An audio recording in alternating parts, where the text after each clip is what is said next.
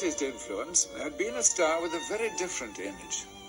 The best known woman that has ever lived, the woman who is known to more people and loved by more people than any other woman that ever has been in all history, was a little movie star named Mary Pickford.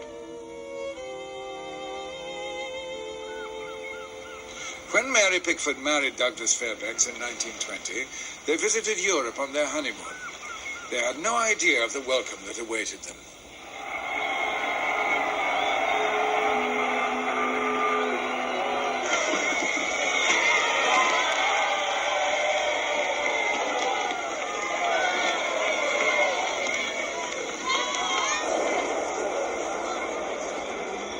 I think the attraction was that never before or since in the whole history of the world was it possible for so many people to have known and become familiar with a shadow romantically presented and immensely popular in what they were able to do.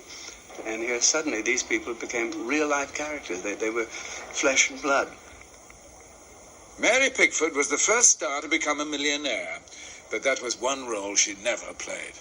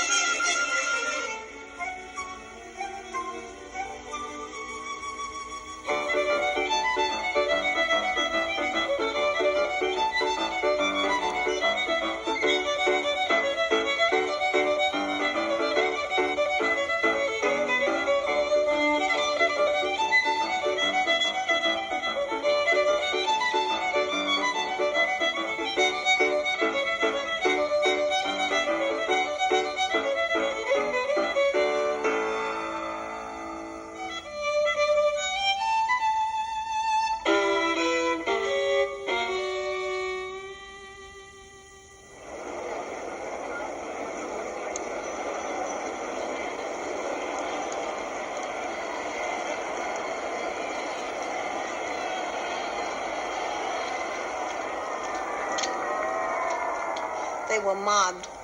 Well, I don't think the Beatles know anything about popularity compared to those two.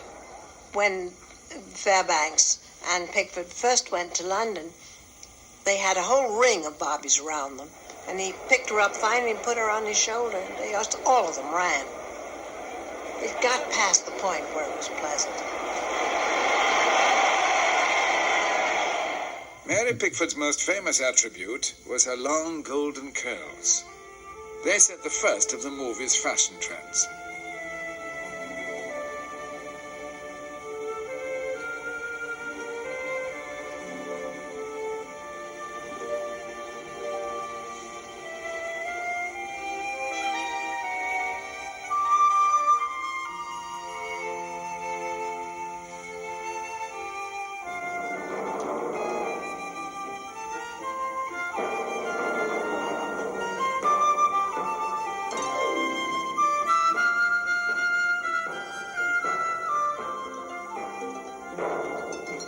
Even in the austere society of Soviet Russia, the influence of Hollywood was irresistible.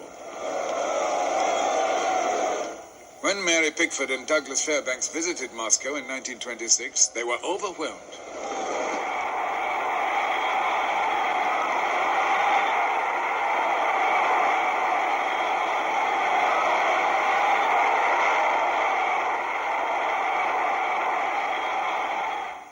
The Russians even made a film out of the tour. A Kiss from Mary Pickford. It was a comedy. A cinema usher dreams of winning the love of Mary Pickford. The Russians persuaded her to pose with their comedian and to kiss him. They then built the entire film around this one shot. With her lipstick on his cheek, he becomes the object of star worship himself.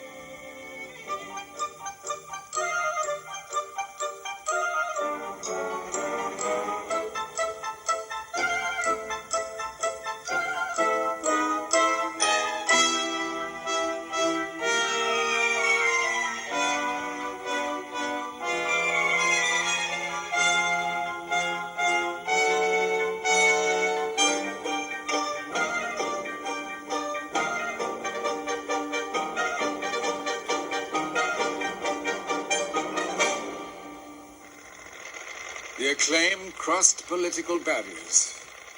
Hollywood's silent films had now become the world's single most powerful cultural influence.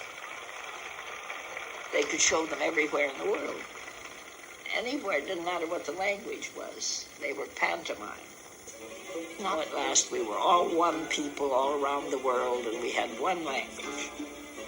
And Hollywood was it. In the midst of Hollywood appeared a still more fantastic city. Douglas Fairbanks built it for The Thief of Baghdad.